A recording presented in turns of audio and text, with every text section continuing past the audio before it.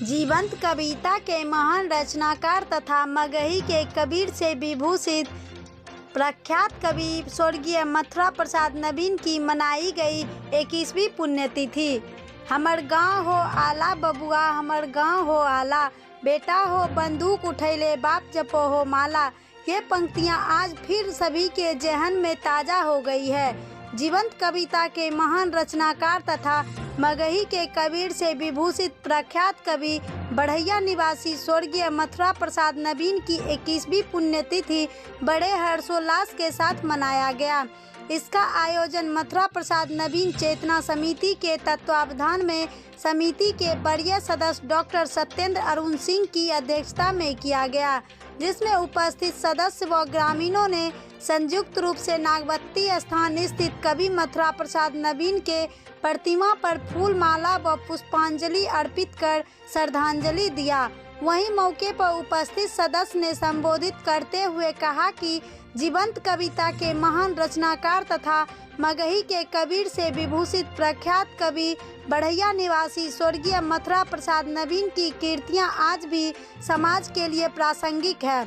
बताया जाता है कि बढ़ैया रामचरण टोला में 14 जुलाई 1928 को जन्म लिए कविवर नवीन ने मगही भाषा का कबीर बनकर राजनीति, धर्म, राष्ट्रभक्ति, परंपराएं, रूढ़ियों के साथ आज की व्यवस्था पर अपनी रचना से चोट करते हुए विषम परिस्थितियों में भी समाज को नई दिशा दी थी।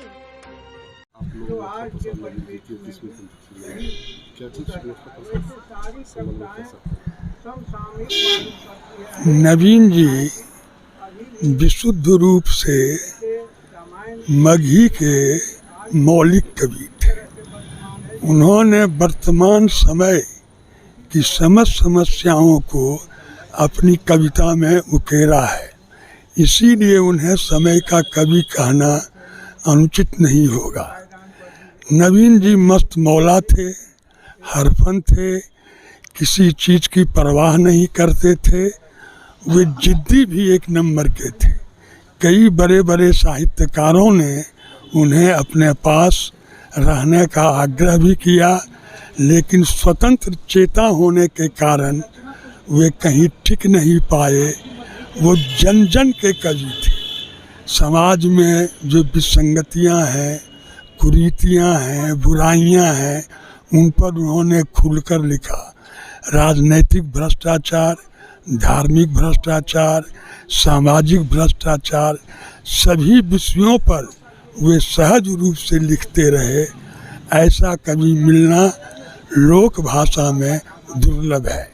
कविता के ही माध्यम से बहुत कुछ कहा जाता है। हाँ, वो गद्य की रचना उन्होंने नहीं की। कविता के क्षेत्र में तो वे खरी बोली कि कविता को लेकर आए रूदन का हंसना गान, लेकिन उन्हें लगा कि मैं खरी बोली की भाषा में कविता नहीं लिख पाऊंगा, इसीलिए वे मगही की ओर मुड़ गए। और मगही में उन्होंने ऐसी रचनाएं की जो जन जन की जिह्वा पर आज भी गूंजती है। छोटे बच्चे भी बोलते रहते हैं, बोला हनो चूने से आई बाई बग गलो, जैसी उनकी अनेक पंक्तियां हैं जिसे जनमानस दोहराता रहता है।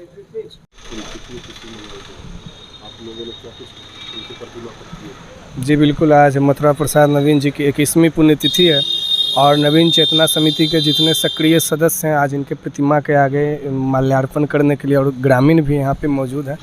आज सबसे पहले तो हम मथुरा प्रसाद नवीन जी को शत प्रणाम करते हैं इस 21वीं पुण्यतिथि पे। और उनके पंक्ति याद है? बिल्कुल, बहुत सारी पंक्ति उनकी है। उन्होंने अपनी रचनाओं से हमेशा लोगों को जगाने का काम किया, चाहे राजनीति हो या सामाजिक विषमताएं हो, आडंबर हो। उन्होंने हर विधा में अपनी रचनाओं से कोशिश किया कि लोग सजग हो सकें, जागरूक हो सकें। जैसे कि अब राजनीति की ही बात हम ले लें तो एक वाकया मुझे याद आती है, जैसा कि मैंने लोगों से सुना। उस समय के मुख्यमंत्री थे जगन्नाथ मिश्र जी, और उनके मंच पे जब इनको कविता पाठ करने का मौका मिला तो बेबाकी से मिश्र जी के सामने उन्होंने, जगन्नाथ मिश्र जी के सामने उन्होंने कहा था कि अजी मिश्र जी पतरा देखो कहिया तक सरकार चलत, महज एक कुर्सी के खातिर कहिया तक तकरार चलत, बनलो है सरकार नया पर पैतरा उहे पुरनका हो, खाली जनता के जान बचल हो खतरा उहे पुरनका हो, सब नाव में छेद होल हो कैसे के पतवार चलत, अजी मिश्र जी पतरा देखो कहिया तक सरकार चलत। लोगों ने ताली बजाया और वाहवाह किया। तो लोगों को भी उन्होंने छोड़ने का काम नहीं किया कि उन्होंने ये कहने का कोशिश किए अपनी रचना से कि नेता लोग ही जो है भ्रष्ट सिस्टम के जिम्मेदार नहीं होते, हम जनता का भी कोई कर्तव्य बनता है। तो तत्क्षण उन्होंने कहा था कि जब दिल नहीं बदलते यारन के दिलदार बदल के की करते, गांव के लोग बदलते नहीं सरकार बदल के की करते। लोगों को भी आईना दिखाने का काम किया। आडंबर की जब बात होती थी, पाखंड की बात होती थी, बेबाकी से उन्होंने अपनी रचना के माध्यम से कहा कि तुलसीदास तमाशा देखो अब कैसन तिकड़म चल रहा है, पूजा पर बैठल बाबा जी खैनी चुन्ना मल रहा। देश के सिस्टम के खिलाफ युवाओं को जगाते हुए उन्होंने अपनी रचना के माध्यम से कहा था कि मरबा लूक से कि मरबा भूख से, मरना हो तो मर जा डट के सरकारी बंदूक से। तो हमेशा से उन्होंने लोगों को जगाने का काम किया और मगही में त्वरित कविता रचने की जो क्षमता नवीन जी में थी, शायद उस ज़माने के किन्हीं कवि में मतलब ये क्षमता रही होगी। एक बार हिंदी के मंच पे, उस मंच पे दिनकर जी थे, नागार्जुन जी थे, जैसा कि हमने गुणीजनों के मुखारबिंद से सुना। नागार्जुन जी ने इन्हें कहा था कि आप सिर्फ मगही में ही लिख सकते हैं कवि जी, या फिर हिंदी में भी लिख सकते हैं।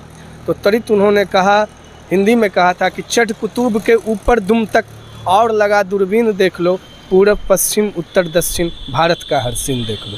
तो ऐसे थे हमारे मथुरा प्रसाद नबीन। जो थे हिंदी में भी अपना बिल्कुल बिल्कुल, इन्होंने हिंदी में भी मतलब कि उस समय जो है त्वरित उन्होंने रचना करके उन्होंने कहा था। क्या नाम हुआ आपका? रोशन। जी जी, आज नवीन जी की 21वीं पुण्यतिथि है। नवीन जी ऐसे तो हमारे अभिभावक तुल्य थे, संयोग से हमारे पिताजी का भी नाम मथुरा प्रसाद सिंह है और दोनों में काफ़ी सानिध्य भी था, और इसी कारण से हम एज ए शिष्य इनके सानिध्य में रहे।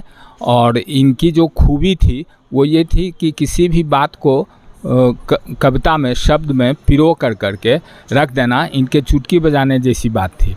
ये हमको एक बार सजेशन दिए थे कि सुरेश जो भी तुम कर रहे हो वो करो, लेकिन सेवा का भाव सदा रखो और जो भी समाज में लाचार व्यक्ति हो उसके प्रति सदा सेवा करने के लिए तत्पर रहो।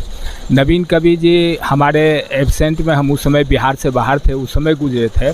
आने के बाद प्रयास कर रहे हैं कि इनका जहाँ कहीं भी जो संरचना है, इधर भी हम विप्लवी पुस्तकालय बेगूसराय, ये बीहट, सभी जगह जा कर के कलेक्शन करने का काम किए हैं। तो प्रयास हमारा है कि इनका एक नया संकलन प्रकाशित किया जाए। और एक रागिनी कुमारी है जो मगध विश्वविद्यालय से वो पीएचडी कर रही है इन पर, तो उनका जो विचार आएगा उस विचार का संकलन हम उसी जगदम्बा हिंदी पुस्तकालय के 100वीं वर्ष के अवसर पर जो कार्यक्रम होगा उसमें विमोचन करवाने का प्रयास करेंगे। जगदम्बा हिंदी पुस्तकालय में आयोजित किया जाएगा। जी, ये कब है कार्यक्रम? ये 23 मार्च 2023 को अभी प्रस्तावित है। 100 वर्ष उसी दिन पूर्ण रहा है। कल उसको लेकर के बैठक है, उसमें डिसीजन किया जाएगा। क्या नाम है आपका? सुरेश प्रसाद सिंह माधुर जी।